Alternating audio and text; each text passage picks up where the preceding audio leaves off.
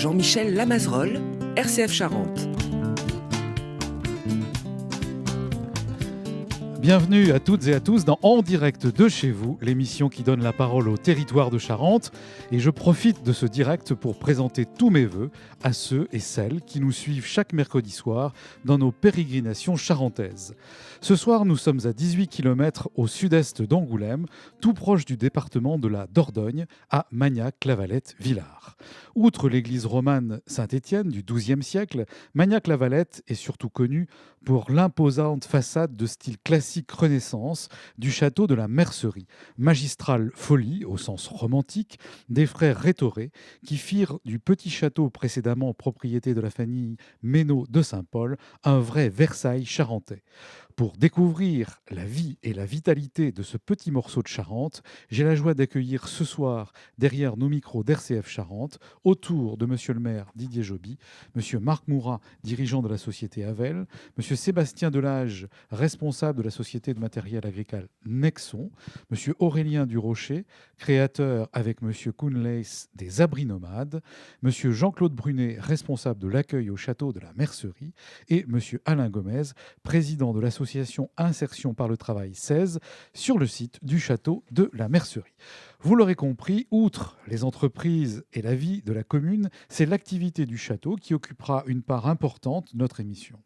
Je me tourne donc tout naturellement vers vous, monsieur le maire, pour vous saluer, vous remercier de nous accueillir et vous demander de bien vouloir nous brosser un portrait de votre commune. Bonsoir. Bonsoir, merci beaucoup de nous faire l'honneur de venir nous rencontrer à la commune, notre petite commune de Magnac-Lavalette, dans ce sud-Charente qu'on aime tellement. Petite, mais avec plein d'attraits. Plein d'attraits, tout à fait. Nous avons plein d'attraits et on va avoir l'occasion d'essayer de les mettre en valeur durant toutes ces soirées. En tous les cas, je présente moi aussi tous mes voeux à vos auditeurs.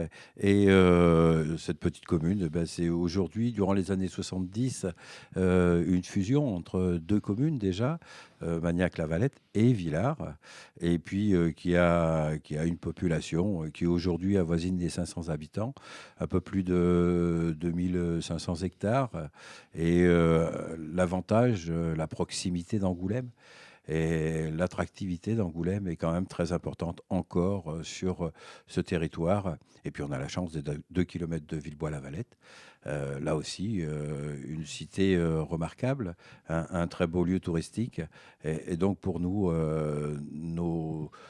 notre vocation a été pendant très longtemps de pouvoir continuer à faire vivre notre école. Aujourd'hui, autour d'un regroupement pédagogique et qui va sans doute donner naissance à un déplacement d'une des deux entités scolaires, mais en tous les cas qui permettra de faire perdurer ce regroupement pédagogique avec une qualité d'école qui sera à la hauteur des exigences de nos concitoyens de Magnac-Lavalette. Et puis, nous avons la chance, comme on va pouvoir le voir, d'avoir un tissu économique très, très actif, avec des jeunes entrepreneurs. Mais j'ai eu la chance, juste pour faire une petite parenthèse, de connaître monsieur Marc Mourat, tout à fait au début, quand monsieur Alexandre Mourat, tout à fait au début, quand il est venu à Magnac-Lavalette, s'installer à Magnac-Lavalette, dans une écurie à vaches. Ouais. Et ils ont fait un travail remarquable tous les deux, et puis tous les trois, presque maintenant tous les quatre, entre Sébastien, Marc, eh bien, nous avions pris l'engagement que dans les 10 prochaines années, nous créerons, et ça c'est quand même assez exceptionnel, je ne crois pas que beaucoup de communes puissent le dire, eh bien, nous créerons 10% d'emplois représentant 10% de la population de notre commune. C'est l'engagement que nous avons fait, et j'espère bien que nous allons le tenir. Je suis même à peu près certain qu'au vu de l'évolution depuis ces 3 ans, on va les dépasser largement. Bon, de toute façon, on va en parler. Vous nous avez planté le décor, et c'est vrai que lorsqu'on est chez vous, à Magnac-Lavalette, on aperçoit Villebois-Lavalette, parce que certains de nos auditeurs et auditrices connaissent sans doute Villebois, mais peut-être pas tout à fait Magnac-Lavalette. Donc vous êtes vraiment à côté, pratiquement. Alors, de quoi il y a de l'agriculture aussi, il y a des entreprises, on va en parler. Il n'y a pas de petit commerce à proprement dit, vous êtes trop proche peut-être de Villebois et même d'Angoulême. Il y a quel style d'agriculture? Polyculture, élevage Tout à fait. Nous sommes dans un site alors très, très varié, hein, avec une commune très variée, parce que au nord de la commune, on a surtout des parties boisées, enfin à l'est de la commune, des parties boisées, où là, les terres sont plus pauvres. On est surtout sur de l'argile, donc c'est surtout de l'élevage qui est favorisé sur cette partie-là. Sur le sud, on est plutôt sur des terrains calcaires. Sud et ouest, on est plutôt sur des terrains calcaires. Et quand on va sur... Donc là, c'est plutôt des activités céréalières, parce qu'on a quasiment plus de producteurs de lait. Et sur l'ouest, là, sur les grandes vallées céréalières du côté de Villebois. Bien. Alors, j'en parlais, il y a les entreprises et puis il y a aussi le château, on en parlera plus longuement. Vous pouvez nous dire quand même, peut-être en 2 mots, l'histoire du château au moment où vous la prenez, parce qu'après on reprendra l'histoire dans son fil normal, mais parce que c'était un endroit qu'on avait vu dépérir quand on visitait et qu'on passait à côté. C'est ça. Vous savez, on a toujours eu à Magnac ce château qui était d'une importance capitale. Et c'est vrai que quand on est élu depuis 30 ans, comme je le suis, c'est difficile de se dire on arrive au terme de ces mandats. Et heureusement, il faut renouveler les cadres. Et c'est important de se dire on aura, avec le conseil municipal, réhabilité l'école, les bâtiments, les églises, les mairies, les aménagements de bourgs, les lotissements, on aura quasiment tout fait. Et on aura, pendant notre mandat, malheureusement, vécu la ruine du château de la Mercerie, qui est quand même un vecteur d'économie importante. Tous les étés, depuis 30 ans qu'il était abandonné, on passait devant et on voyait des voitures s'arrêter. Donc, c'est pas parce que c'était une propriété privée qu'il fallait pas essayer d'accompagner les propriétaires dans leur démarche. Et ça a été la volonté communale. Et un jour, on a reçu des impôts que le propriétaire venait de changer de propriétaire. Et je me suis empressé d'aller sur Internet, de faire des démarches, de faire 3 heures ou 4 heures de recherche, je ne sais plus, pour arriver à avoir l'actionnaire majoritaire de la foncière Volta, qui a racheté la société qui était propriétaire, qui s'appelle Péripérif. Et donc, c'est moi qui ai appris à ce propriétaire-là Qu'il était propriétaire, de ce château. D'accord. Donc, il ne savait même pas où était Magnac-la-Valette. Ça, je le comprends, surtout quand on est originaire de Guyane. Il ne connaissait pas la Charente non plus, mais quand je lui ai parlé de Bordeaux, il connaissait. C'est un signe que quand même Bordeaux est une grande ville et qu'on connaît bien. Vous auriez pu parler de cognac quand même. J'ai pas osé, Ah, j'ai cru qu'il allait prendre ça pour de la liqueur. Ah, donc j'ai pas osé, franchement. Franchement. Et en tous les cas, très gentiment, il m'a dit, écoutez, je me renseigne, je vous rappelle. Bon, quand quelqu'un comme ça vous appelle et puis qui est d'aussi important et puis qui dit je vous rappelle, même si vous perdez votre téléphone, il ne faut pas être très inquiet parce que de toute façon, jamais ils vous rappellent. Ils n'ont jamais le temps, ces gens-là. Et donc, quelques semaines plus tard, je le rappelle et il me dit vous allez rire. Alors, vous imaginez ce monsieur, monsieur Jaoui, quand il me dit vous allez rire, c'est vrai que pendant 20 ans, je me suis battu pour que le propriétaire, monsieur Stenit, fasse quelque chose de son château en lui montant des dossiers. Il n'a jamais rien fait. Donc celui-là, le fait que je lui dise qu'il était propriétaire et qu'il venait de découvrir qu'il était propriétaire, j'avais du mal à imaginer qu'il allait mettre 2 millions sur la table pour pouvoir sauver son château. Mais cependant, il m'explique que donc effectivement il est bien propriétaire de la mercerie, ils ont découvert aussi dans la société, ils avaient racheté un autre château en même temps que la société, en Bretagne ou en Normandie, je ne sais plus. Vous voyez, on ne vit pas tous à fait dans le même monde, hein, certains. C'est clair. Vous achetez une maison et puis d'un seul coup vous apprenez que vous avez le village. C'est cool ça. Ça vous est pas arrivé tout jamais, ça jamais. Mais en fait voilà. Et puis il me dit quelque chose de très bien, c'est qu'il me dit en tous les cas, nous, ça ne nous intéresse pas et on va pouvoir essayer de faire quelque chose ensemble. Et effectivement, on a signé un bail emphytéotique de 75 ans pour 1 euro symbolique. Donc ça veut bien dire qu'il nous l'a donné pendant 75 ans, son château, et ça c'est remarquable. Et j'aimerais bien pouvoir le remercier presque 8 ans après. Il ne faut pas attendre les 75 ans pour le remercier. Ça sera long. Ça sera très long. Pour lui et pour moi. Pour lui et pour moi. Et donc, on est parti de l'époque et on est parti avec l'époque. Après, il fallait prendre la décision au conseil municipal de voter. Ça a été voté à l'unanimité, un bulletin secret. Et j'ai souhaité que ce soit M. Michel Devers, mon premier adjoint, qui dépouille les élections. Et pour vous donner le sentiment de l'ambiance qu'il y avait au moment du dépouillement, eh bien, j'avais une de mes conseillères municipales qui pleurait. Qui pleurait, imaginez-vous. C'était leur terrain d'enfance. Ça a été construit dans les années 50. Les gens du conseil étaient enfants et ils allaient se promener, ils allaient voir papa, tonton et les oncles, les frères, construire ce château. Et du jour au lendemain, on leur a supprimé pendant 30 ans. Et le fait de juste mettre un oui dans une boîte, eh bien, oui pour le bail amphithéotique, et ça voulait dire partir derrière, eh bien, c'était leur redonner leur enfance. C'était très émouvant, c'était quelque chose de formidable. Je leur ai tout de suite dit, aussitôt qu'ils ont eu voté, en m'assurant bien qu'ils avaient tous voté à l'unanimité, qu'ils étaient largement aussi fous que les frères Rétoré de l'avoir fait, de s'engager dans une action comme ça, parce que ça n'allait pas être une partie de plaisir. Bon, donc vous récupériez le château avec cette action participative. Donc oui, vous étiez dans le ton. Merci beaucoup, on vous retrouve tout à l'heure. Maintenant, notre premier invité est l'actuel directeur de la société Havel et président du groupe Alma FRC.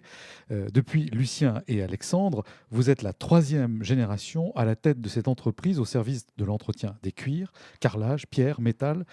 Avec plus de 7500 références, vous êtes le groupe numéro 1 mondial pour l'entretien de tous les cuirs, textiles, ainsi que des accessoires. On peut citer certaines de vos marques, Havel, Saphir, Louis XIII pour les sols, etc. Vous avez par ailleurs des filiales dans d'autres pays. Alors pourriez-vous, monsieur Marc Mourat, nous raconter la saga de cette entreprise familiale implantée ici à Magnac-la-Valette? Bonsoir. Bonsoir. Oui, tout à fait. Il faut d'abord commencer par expliquer pourquoi est-ce qu'on est venu en Charente, parce que effectivement, je n'étais pas charentais. Non, du tout. On a découvert la Charente pendant mon enfance, en venant dans notre résidence de vacances que mon père avait acquise, qui se trouve à Rougnac, une dizaine de kilomètres d'ici. Et c'est le sud Charente qui avait attiré mon père. Il a trouvé la région tellement belle qu'il avait décidé d'acheter une résidence secondaire et voilà, d'y passer les vacances. Ses affaires étant en région parisienne, il avait ses affaires donc dans l'Oise. Elle se développait assez fortement et il a dû à un moment trouver un nouveau site pour agrandir son usine et pouvoir continuer à se développer. Naturellement, venant en Charente, des élus locaux l'ont incité à venir regarder du côté de la Charente. Et c'était la grande époque de M. Chavannes, donc l'entreprise à la campagne. Et voilà, on s'est retrouvé comme ça avec à l'époque des élus comme M. Champeau,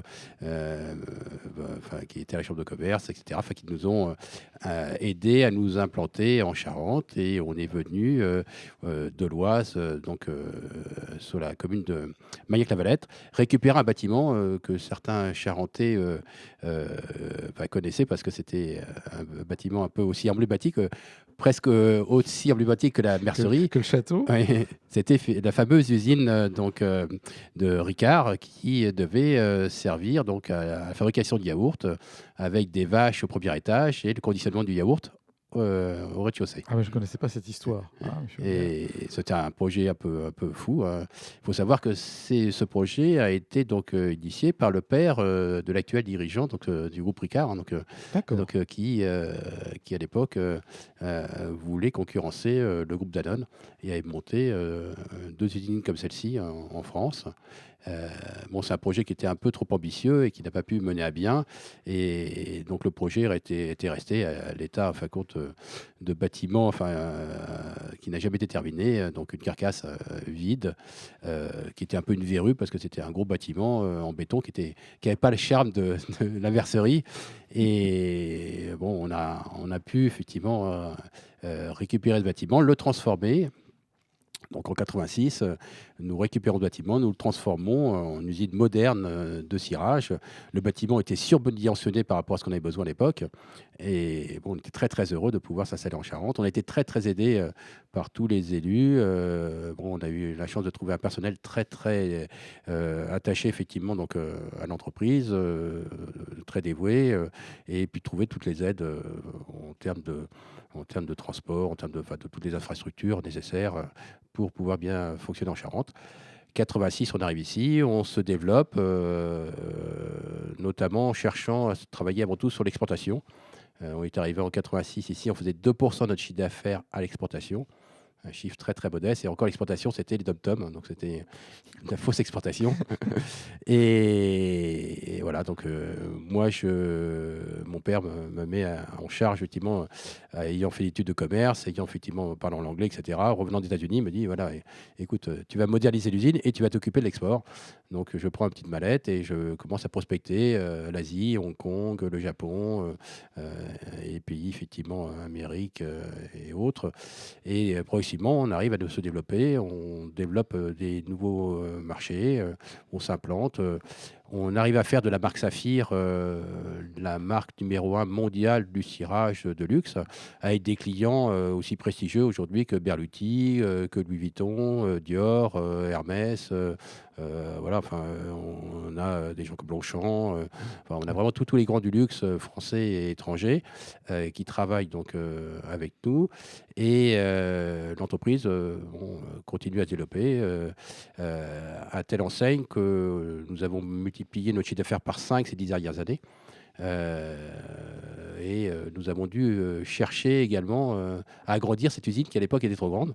Et nous avons inauguré au mois de juin donc, de l'année dernière un nouveau bâtiment que la mairie de Magnac et M. Didier Joby a bien contribué. Donc, il nous a bien aidé pour pouvoir Pour vous effectivement implanter, voilà. parce que c'est jamais facile de construire effectivement un bâtiment de 6 mètres carrés imposant, dédié effectivement à un centre logistique donc, mondial pour nos produits. Donc, nous avons construit ce bâtiment. C'était un investissement de plus de 7,5 millions d'euros.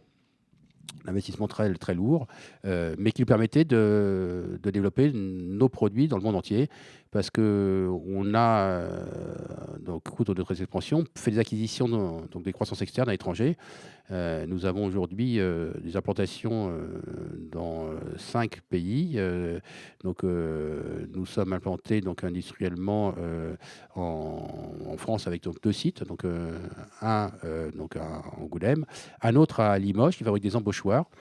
Une entreprise qui est également EPV. EPV, c'est entreprise patrimoine vivant. Voilà. Entreprise Alors, ça veut bâtiment. dire quoi, ça? Expliquez-nous un tout Donc, c'est un label qui a été créé par l'État. Et ce label a pour vocation de valoriser les entreprises qui ont un savoir-faire ancestral, qu'elles transmettent en fin de compte par le biais de l'apprentissage et qui respectent les process et effectivement les traditions de qualité sans tricher. Donc, nous sommes EPV pour notre cirage parce que nous fabriquons notre cirage avec des produits naturels comme ça se faisait au siècle dernier. Donc, la térébenthine, l'essence de pin, des cires, la cire d'abeille naturelle, animale, des cires aussi végétales comme la cire de carnauba qui vient du Brésil, un arbre du Brésil. Nous avons des process qui sont vraiment très très traditionnels. Nous faisons tous ces cires et ces solvants, nous les mélangeons dans des grands chaudrons, voilà, donc qui sont chauffés à la vapeur. Et ce qui est très moderne, c'est la partie conditionnement. Donc là, on a des machines entièrement automatiques qui permettent de conditionner à forte cadence ces produits, de façon à avoir des prix de revient qui restent compétitifs malgré la qualité de nos produits. Et voilà, donc EPV, entreprise patrimoine vivant. L'entreprise de Limoges que nous avons rachetée fabrique des embauchoirs. Fournit des embauchoirs à tous ces grands bottiers comme Berluti, Wesson et dire ce autres. que c'est que des embauchoirs. Un embauchoir, c'est effectivement c'est la forme en bois que l'on met dans sa chaussure, qu'on devrait mettre tout le temps dans sa chaussure pour qu'elle garde le bel aspect de jeune. Voilà, parce que sinon, votre pied, avec l'humidité de votre pied, va effectivement déformer votre chaussure. Vous votre cuir devient humide et lorsque vous enlevez votre chaussure, il prend une forme qui n'est plus la forme d'origine. Donc il faut impérativement remettre sa forme d'origine, qui est l'embauchoir en bois, qui va permettre de garder une forme parfaite à votre chaussure. Et on fabrique des embauchoirs sur mesure pour toutes ces grandes marques qui correspondent à la forme qui a servi à la fabrication des chaussures. Et ça se fait de façon aussi très artisanale. C'est du bois, c'est taillé. Donc c'est aussi une entreprise qui est EPV. Nous avons racheté également des entreprises qui se trouvent en Espagne. Nous avons 2 implantations en Espagne, une à Barcelone, et une à côté, un peu plus loin, mais dans la région de Barcelone. La marque Tarago, numéro 1 espagnol du cirage, que nous avons repris, qui est aujourd'hui une marque qui s'est développée beaucoup à l'étranger, dans tout un tas de pays. Nous avons racheté également le numéro 1 anglais du cirage, parce que la chaussure anglaise haut de gamme est très très forte. À Northampton, ils ont une industrie très forte de la chaussure. Et nous avons racheté le numéro 1 anglais du cirage, la marque Tasco. Et nous venons également d'inaugurer un bâtiment de 4 mètres carrés l'année dernière, une sorte de stockage en Angleterre. Nous avons racheté tout dernièrement une entreprise en Belgique, à Anvers, qui fabrique des semelles. Parce que de façon à compléter notre gamme, nous avions les embauchoirs, le cirage, etc. Pourquoi pas la semelle? Nous avons complété vers la semelle. À quand les chaussures? Voilà, à quand les chaussures. Exactement. On est quand même somme toute très prudent. Les chaussures, c'est un métier un peu différent, pas pour tout de suite. Et on a un projet également actuellement d'implantation d'unités dédiées vraiment au marché chinois, parce qu'on est très présent en Chine, mais on ne peut pas vendre que du très haut de gamme en Chine, et on a besoin de fabriquer une partie de haut de gamme localement pour pouvoir vraiment asseoir notre pénétration sur le marché chinois. Aujourd'hui, le groupe, c'est 150 personnes, c'est près de 40 millions d'euros de chiffre d'affaires, une présence dans 80 pays. On est vraiment présent sur tous les pays, même les plus petits pays. Là, je reviens d'un voyage en septembre en Nouvelle-Zélande. On est très présent. On est la marque numéro 1 sur le marché néo-zélandais. On est présent, même des petits pays comme l'Islande, l'Afrique du Sud naturellement. En Russie récemment. En Russie, c'est très très très gros marché pour nous. On peut dire que par de Baillet-Lavalette, 2 à 3 camions complets par mois sur le marché russe. C'est des très très très gros marchés. Aujourd'hui, c'est parti un camion sur la Russie. C'est lié aussi au temps russe. Le temps russe est un temps qui est dur, la neige, effectivement le froid, etc. Les gens sont obligés de protéger. Il faut du cirage, surtout du cirage efficace, parce que le mauvais cirage n'aurait pas d'efficacité sur les chaussures. Et nos clients russes veulent avant tout un produit efficace, et ils ont trouvé en Saphir effectivement le produit qui leur convenait parfaitement. Alors on trouve aussi vos marques ici. Oui, tout à fait. On est très bien diffusé naturellement en France, chez tous les cordonniers, chez tous les bons chausseurs, les maroquiniers, en droguerie également. Sur Angoulême, on a tout un tas de points de vente, notamment le comptoir qui se trouve sur la place du Palais de Justice. Vous avez aussi les cordonniers, en face de la mairie, etc. Alors quand je disais ça, oui, puis sur Internet, oui. Sur Internet peut-être. Ah oui, oui, sur tout Internet. À fait, sur Internet, et on a l'émission. effectivement sur Internet une société qui se trouve également avec la Valette, la société Valmour, qui est gérée par mon beau-frère et qui est implantée sur la commune aussi de Magnac-la-Valette, une société qui est la numéro 1, numéro 1 française à coup sûr, mais presque numéro 1 européenne de la vente en ligne de produits dédiés à la chaussure. Quand je parlais de saga, je ne me suis pas trop trompé, parce que quand on vous écoute, on voit presque comme les gens qui vont chercher des fèves de cacao ou du café dans certains pays, chercher vos produits, qui est dans l'axe du vivant dont vous parliez tout à l'heure. En tout cas, merci de ce beau témoignage.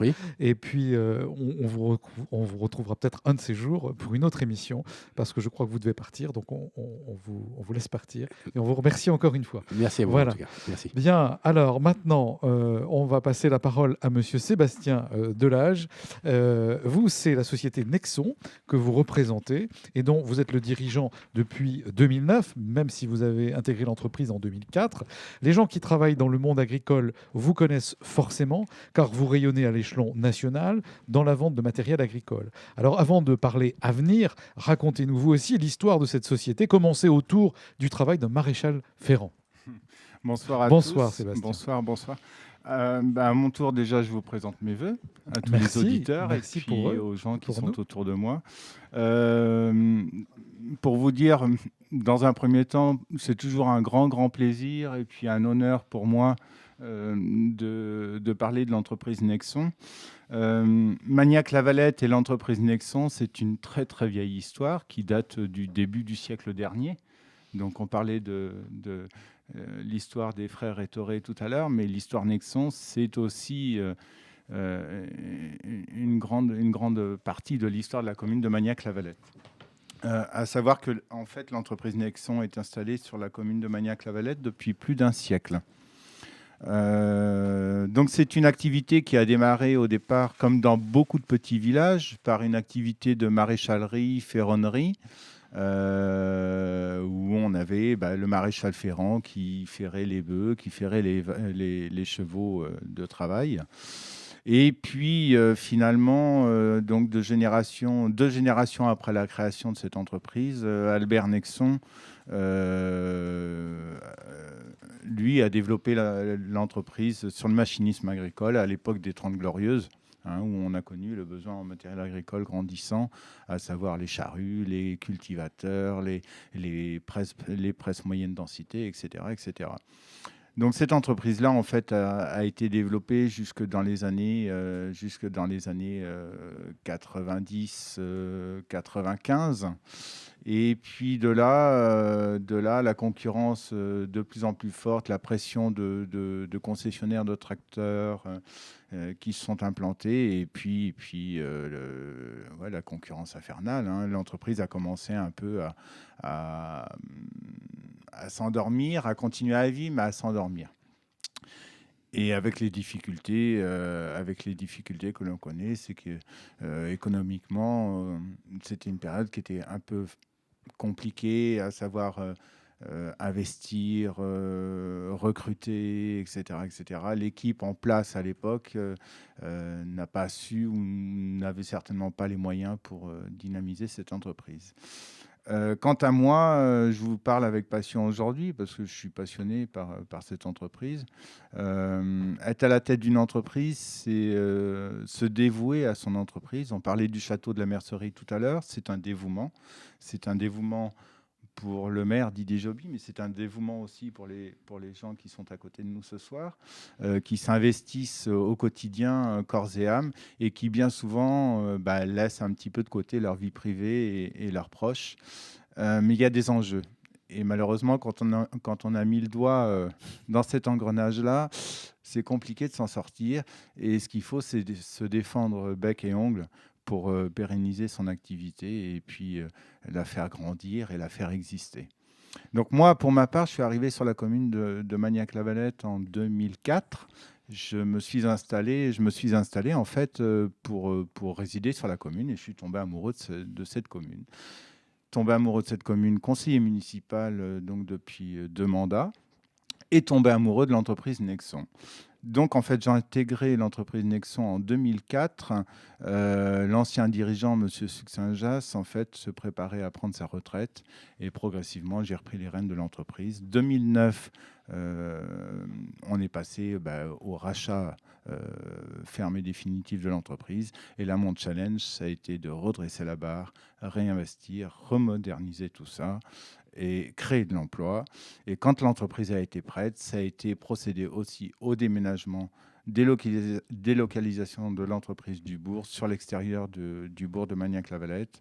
En face de l'usine Havel, on s'est implanté sur un site de 4 hectares avec une entreprise d'une surface de 2000 m² pour continuer à commercialiser nos machines agricoles, de la plus petite à la voilà. plus grande, quoi. Voilà, exactement. Donc aujourd'hui, c'est une fierté parce que l'entreprise se compose de 12 salariés. À l'époque, quand j'avais repris, c'était 7 salariés et un mi-temps. L'entreprise, en 2004, c'était 1,1 million de chiffre d'affaires. Aujourd'hui, Nexon, c'est 3 millions de chiffre d'affaires. Des recrutements à venir pour 2019 et puis bien d'autres projets encore. Et des salons Oui, bien vous sûr, êtes présent. on est tout le temps présent.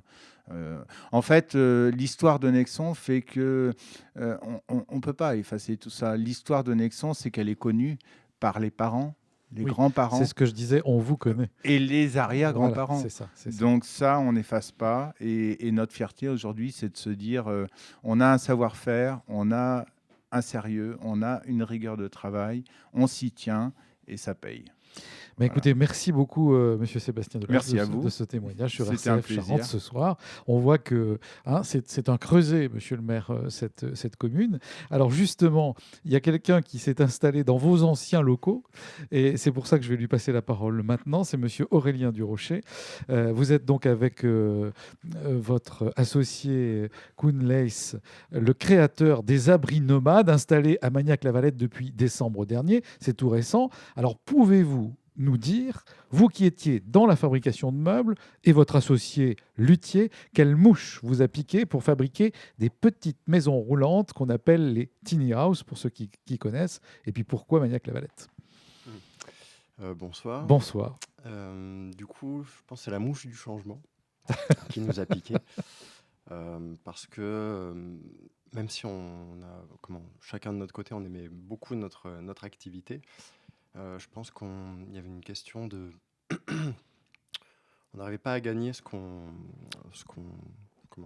par rapport au nombre d'heures de travail qu'on Oui, vous n'arriviez donnait. pas à vivre avec tout le Voilà. travail que vous pouviez développer, vous n'y arriviez pas vraiment à vivre. Exactement. C'était plus, je sais pas, faire du meuble à la main, c'était plus... C'est plus rentable. C'était plus Parce que rentable les à gens peuvent l'époque où l'acheter on plus est. facilement Voilà. et ils ont Les l'habitude gens sont d'aller dans habitués à des des grandes surfaces marques, ou des grandes marques. et à se les Et monter tout d'accord, seul, et on d'accord. n'avait plus la notion. Du coup, j'ai rencontré Koen qui avait fabriqué la sienne propre, un peu hors norme. Alors ça roulotte. Voilà. Ou sa Du coup, petite maison du coup, roulante. on l'appelle pas tiny house, on Oui, l'appelle oui, roulotte, oui. tout en bois. Et dès qu'on s'est rencontrés, on a parlé sans s'arrêter pendant 2 heures. Et au bout des 2 heures, on a dit, allez, on se lance. Voilà, en 2 heures, c'était plié. On allait commencer quelque chose. Et il faut attendre de mettre cette roulotte sur un site de vente de brocante pour que quelqu'un nous appelle et nous dise j'ai vu votre annonce, mais moi, ce qui m'intéresse, c'est de faire construire la mienne propre. Donc, ça a été très vite pour nous. On lui a demandé dans l'après-midi s'il était disponible. On s'est vu tout de suite. Ça a duré 3 heures, donc le courant est très bien passé. Et de là, c'était lancé. On a commencé à faire les plans et c'était parti pour la première tiny house. Alors, il faut peut-être dire pour nos auditeurs, ça vient des États-Unis. Alors, la c'est quoi, tiny house, il y en a certaines qui sont très anciennes, mais on va dire que le mouvement tel qu'il est actuellement, il est né après les ouragans Katrina aux États-Unis, où des gens ont tout perdu, leur maison, plus beaucoup d'argent, et il faut se reloger tout de suite. Et du coup, il y a des personnes qui se sont fabriquées sur des châssis de remorque, des maisons en ossature bois, très sympa. Et du coup, de là est né un véritable mouvement, puisqu'aux États-Unis, je ne sais plus le nombre, c'est des milliers de maisons comme ça qui sont construites en même pas 20 ans, en 15 ans, voilà, depuis le début. Et en France, c'est arrivé petit à petit. Moi, j'avais enregistré des vieilles images sur mon ordinateur d'il y a 6-7 ans, donc ça m'avait piqué déjà à cette époque-là aussi. Et en France, oui, on va dire, ça fait 5 ans que les premières entreprises se sont lancées. Oui, il n'y a pas beaucoup non plus d'entreprises qui les fabriquent. Il n'y a pas beaucoup, mais ça c'est commence à se lancer. C'est quand même un boom. Ouais, nous, on est les Oui. premiers en Charente. D'accord. Donc, c'est des petites maisons où vous avez tout Tout en à fait. miniature, mais où vous pouvez vivre Il y a tout. de façon sobre et en harmonie avec la nature, et vous pouvez vous Voilà. déplacer avec votre maison et changer de lieu. Voilà, il y a un côté écologique aussi où on réduit beaucoup l'impact. Bon. On n'a pas besoin de couler de dalles de béton. Voilà, c'est ça. On veut bouger, on bouge. Les consommations d'eau d'électricité sont réduites. Les matériaux utilisés, c'est du bois, même pour l'isolant. Et donc là, vous avez commencé, ça y est, vous en avez fait une ou vous êtes en train on en a fait une. Elle est livrée dans le Périgord noir. Et on répond à beaucoup de devis. Et il y en a une qui... on a un châssis tout neuf qui est rentré dans l'atelier en face de la mairie. Et dès vendredi, on reçoit le bois. Et donc, dès lundi prochain, on commence une nouvelle. Et qui fait les plans? C'est vous, avec bien sûr la personne que vous recevez, ou vous parlez 2 ou 3 heures? Parce que j'ai vu que vous étiez très sensible au temps qui passe dans le dialogue. C'est pas sur RCF qu'on vous le reprochera. Donc, et vous construisez avec, en lien avec celui qui demande cette maison, parce que forcément, elle est presque sur mesure. Oui, on est bien à l'écoute pour pas qu'il y ait de changement après, puisque voilà, c'est toujours du temps passé. Et oui, il y a quelques plans qu'on propose pour la facilité de fabrication, et ensuite c'est vraiment ce dont la personne rêve. Voilà. Une question de ça aussi. Alors ça, c'est une belle conclusion pour votre témoignage. Ce dont la personne rêve. Donc, si on a envie d'une petite maison qui roule, une tiny house, on peut venir vous voir en plein centre du bourg de Magnac-la-Valette. Merci beaucoup de votre témoignage, Sébastien Aurélien Durocher. Maintenant, sur RCF, voici le temps venu de faire un bond dans le passé. On l'a déjà fait un peu avec Monsieur le maire sur l'histoire du château de la Mercerie. Et j'aimerais maintenant passer la parole à Monsieur Jean-Claude Brunet, qui est en charge de l'accueil du château. Et vous êtes à la fois salarié et bénévole de la première heure. Alors, en quoi consiste, Monsieur Brunet, l'accueil du château et un peu la communication, car je sais que vous êtes un familier des émissions de radio et de télévision. Alors, dites-nous cette fois sur RCF Charente votre part de travail, d'accueil et tout ce que... Vous m'avez dit que vous étiez un couteau suisse, mais enfin bon, voilà. Mais écoutez, tout d'abord, bonsoir à tous. Bonsoir à vous. Meilleurs vœux également à tous, à vos auditeurs. Alors, c'est vrai que ce soir, on va parler de la mercerie, mais la mercerie, ce soir, c'est pas seulement par la voix, mais tous les auditeurs qui viendront par la suite, et j'en suis sûr, vont être très intéressés de découvrir ce lieu, viendront nous voir. Et ma foi, la mercerie, ça se dit vite, mais c'est une longue histoire. C'est un lieu extraordinaire, merveilleux. Un grand patrimoine que nous ont laissé les frères Ettoré. Et effectivement, au cours des années qui ont passé, il fallait organiser un peu plus les visites. Et Didier, avec tous les bénévoles, ont restauré la ferme accueil qui est en bas du château. Ils ont mis 4 ans puisqu'elle avait brûlé, elle était en ruine. Donc beaucoup de travail de la part des bénévoles, que d'ailleurs je dis souvent nos vaillants bénévoles qui méritent cette valeur-là, parce que ce sont des gens extraordinaires et qui s'investissent beaucoup. Et puis, cet accueil, on l'a créé. Nous avons fait une petite boutique. Je participe, entre autres, un petit peu à la création des produits divers, des produits dérivés. Et puis, accueil, ça veut dire effectivement accueillir le visiteur. Et c'est là que tout va partir dans cette découverte, puisque le visiteur, quand il arrive, il a une grande façade. Alors justement, Jean-Claude, pourriez-vous nous dire un tout petit peu d'histoire? Au départ, ce n'est pas une grande façade pour nos auditeurs qui sont arrivés en Charente et qui nous écoutent depuis peu, ils ne connaissent pas la mercerie. C'est d'abord un petit château, et puis des ailes qui vont se déployer sous l'inspiration de Versailles. Un manoir qui a été construit sur les fondations d'une maison noble du XVIIe siècle, de la famille Rousseau, et qui est donc justement été des merciers, d'où le nom de la mercerie. Et par la suite, au XIXe siècle, les Minots de Saint-Paul vont arriver, vont détruire cette maison noble et vont donc construire ce merveilleux petit manoir, et sur lequel aujourd'hui, donc suite au XXe siècle, les frères Ettoré vont construire cet immense vaisseau de pierre qui domine la campagne charentaise, et il faut le préciser, qui est le seul château de France du XXe siècle et qui possède la plus longue façade de France par ses 220 mètres de long. Oui, alors ce qu'il faut dire pour ceux qui ne connaissent pas, c'est que c'est d'abord une façade et point. C'est une façade avec effectivement un bout du château, une partie inachevée qui interroge le visiteur, mais et c'est là que partent les questions. Mais qu'est-ce donc? Mais qu'est-ce que c'est? Qui étaient ces gens-là? Qui a fait ça? Est-ce qu'ils étaient riches, pas riches? Et au final, le départ de la visite partant de cette fermette avec le petit train que Didier conduit le week-end, nos visiteurs, parce que nous avons racheté les petits trains de Lourdes qui avaient baigné dans le Gave il y a 4 ans. Alors ça, je ne savais pas. Eh bien, nous avons racheté les petits trains de Lourdes qu'ils ont été cherchés sur une journée, un aller-retour Lourdes-Angoulême,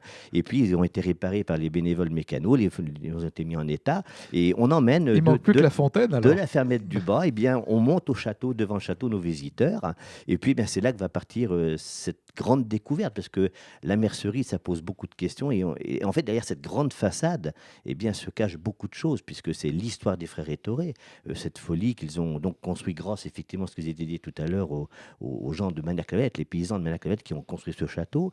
Il y aura bien sûr tous les gens qui vont être employés par ces gens-là. Monsieur Raymond, qui était député, recevra nombreux Charentais dans son bureau, puisqu'il rendra de nombreux services aux Charentais. Ce château est très lié aux Charentais, c'est l'histoire des Charentais, il appartient aux Charentais. Et puis ma foi, derrière tout ça, c'est dans la visite, nous avons des guides, parce qu'il fallait bien sûr avoir des guides pour tout ça, et je les en remercie, ce sont des gens extraordinaires qui se dévouent énormément, parce que l'on passe 7 mois de l'année à faire la saison, et ces gens-là vont faire découvrir ce lieu. Il y a toute l'histoire des rhétoriques que l'on vous fait au départ de la visite, puisqu'il y a ce qu'on appelle la Genèse, que moi j'appelle une très belle histoire, et puis après, on va faire découvrir ce lieu, toutes les salles, tout ce qu'ils ont réalisé, cette petite folie. Et là, les gens vont se rendre compte que c'était des gens qui, quand même s'ils étaient pris pour des fous, légèrement mégalos, étaient des gens géniaux, malgré tout. Et puis, ma foi, il y a aussi une chose très importante, c'est aussi faire découvrir ce que Didier a lancé au départ cette aventure, et il a emmené avec lui tous ces bénévoles. C'est tout ce qui se réalise aujourd'hui.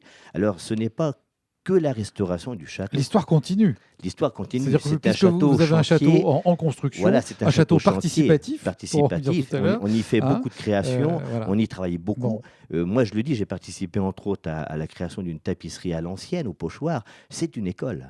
C'est une école.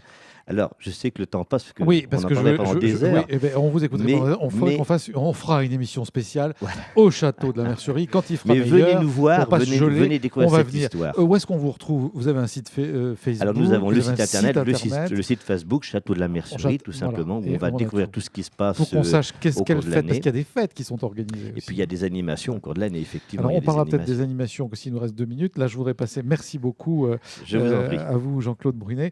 Maintenant, la parole à monsieur Alain Gomez. Vous êtes le président de l'association Insertion par le Travail 16, avec en prime la création d'un chantier d'insertion depuis 2018.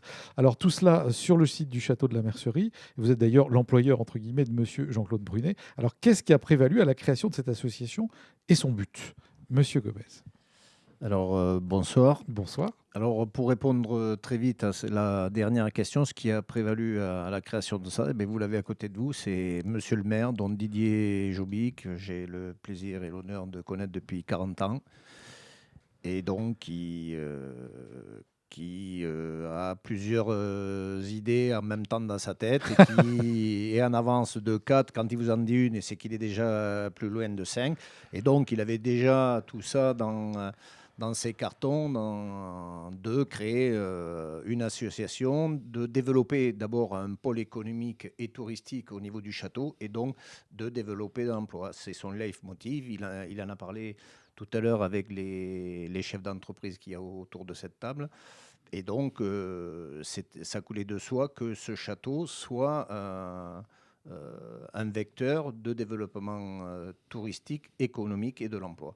Et donc, l'emploi actuellement, il faut des recettes pour ça. Et donc, l'association d'insertion permettait de pouvoir créer de l'emploi effectivement à moindre coût, et surtout d'allier la restauration de ce château et d'aider des gens, alors je le dis entre guillemets, parce que quand on connaît Jean-Claude qui vient de parler à côté de moi, qui sont sortis de l'emploi. Il y en a plein comme ça. Il y en a des centaines. Et il y a qui ont de la pêche. Voilà, et il y a beaucoup d'entrepreneurs qui... Moi, j'ai eu le plaisir de le connaître à une autre époque, quand il travaillait en centre-ville d'Angoulême. Et il y a beaucoup d'entrepreneurs qui devraient avoir des employés comme lui, parce que... Donc ça nous a fait plaisir à nous de pouvoir aider ces gens qui sont à la recherche d'un emploi. Oui. Très bien. Donc, on vous souhaite encore bonne chance, et puis d'embaucher encore plein de gens pour les remettre en route dans ce bel écrin. Monsieur Brunet, ça coûte combien quand on vient visiter le château? Et quand est-ce que c'est ouvert? Parce qu'il ne nous reste plus qu'une minute. Alors, rapidement, nous sommes ouverts. Cette année, nous serons ouverts du 31 mars, le dimanche 31 mars, jusqu'au 3 novembre 2019. Nous sommes ouverts tous les jours, c'est-à-dire que tous les après-midi, il y a 2 visites, une à 14h30, une à 16h. 10 € l'individuel. En groupe, jusqu'à 29 personnes, c'est 8 € et 7 € au-delà de 30 personnes. Nous communiquons beaucoup, nous avons des charismes, beaucoup de gens qui viennent nous voir maintenant. Et puis, pour les groupes, c'est toute l'année. même l'hiver. J'ai eu un groupe samedi dernier.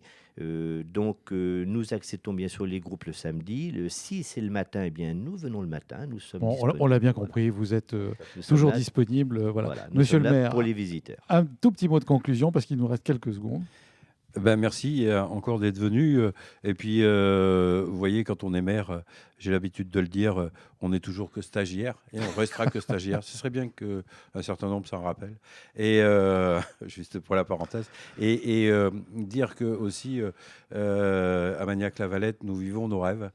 Et c'est véritablement un honneur d'être un chef d'orchestre qui fait vivre des rêves. Merci, monsieur le maire, pour cette belle parole de conclusion. Les semaines qui vont suivre, on va se retrouver autour de thèmes. Et ce sera Denis Charbonnier qui présentera l'émission de la semaine prochaine, car je ne serai pas là. Et on se retrouve après, toujours même heure, pour nos émissions en direct et en public. À bientôt. Très bonne soirée à vous tous et à vous tous. Et à Magnac-la-Valette.